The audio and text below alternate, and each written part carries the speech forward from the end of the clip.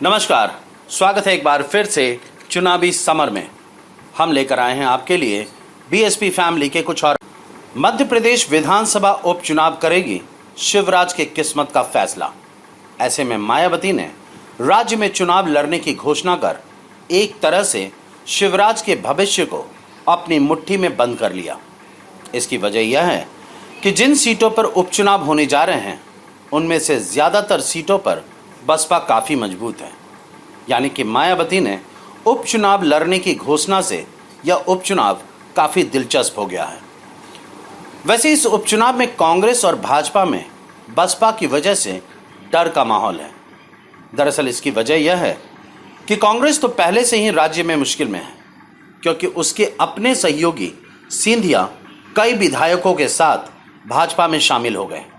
ऐसे में चुनावों में कांग्रेस का जीतना मुश्किल है, लेकिन अब सिंधिया के कारण भाजपा को भी नुकसान हो सकता है। दरअसल राजनीतिक जानकारों का यह कहना है कि चुनावों में ज्योतिरादित्य सिंधिया और उनके समर्थकों का भाजपा में शामिल होना पार्टी के खिलाफ भी जा सकता है।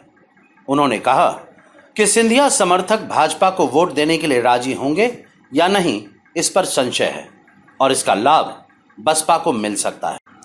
आपको बता दें कि उपचुनाव वाली ज़्यादातर सीटें मायावती के मजबूत पक्ष रही ग्वालियर चंबल संभाग की है, जहां दलित मतदाताओं को काफ़ी अहम और निर्णायक माना जाता है और इस संभाग के तहत आने वाली सीटों पर बसपा को अच्छा खासा वोट मिलता रहा है। बात पिछले चुनाव की करें तो इसमें 15 सीटों पर बसपा को निर्णायक वोट मिले थे। इनमें से 2 सीटों पर बसपा प्रदेश में दूसरे नंबर पर रही थी, जबकि 13 सीटें ऐसी थी जहां बसपा प्रत्याशियों को 15,000 से लेकर 40,000 तक वोट मिले थे। वैसे भी मध्य प्रदेश की जिन 24 विधानसभा सीटों पर चुनाव होने हैं उनमें 9 सीटें अनुसूचित जाति के लिए आरक्षित हैं, तो 1 सीट अनुसूचित जनजाति के लिए सुरक्षित है। इसके अलावा 14 सीटें सामान्य जातियों के लिए हैं।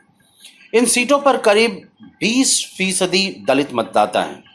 वहीं दलित बहुल और उत्तर प्रदेश से सटा होने के कारण इस इलाके में बसपा का अच्छा खासा जनाधार है।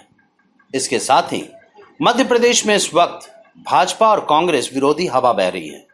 दलित समुदाय का कहना है कि कांग्रेस सत्ता में आने के बाद उनके मुद्दों को भूल गई। वहीं सिंधिया फैक्टर भाजपा को नुकसान कर सकता है। ऐसे में बसपा उपचुनाव में इसे एक बड़ा मुद्दा बनाकर अपने कोर दलित वोट बैंक को साधने में जुटी है। अब देखना यह है कि इस महायुद्ध में जीत किसकी होती है। हमारे साथ बने रहने के लिए आपका धन्यवाद। आप हमारे प्रोग्राम्स को today's.com पर भी देख सकते हैं और आप हमें टुडेज टीवी पर ट्वीट भी कर सकते हैं। Thank you.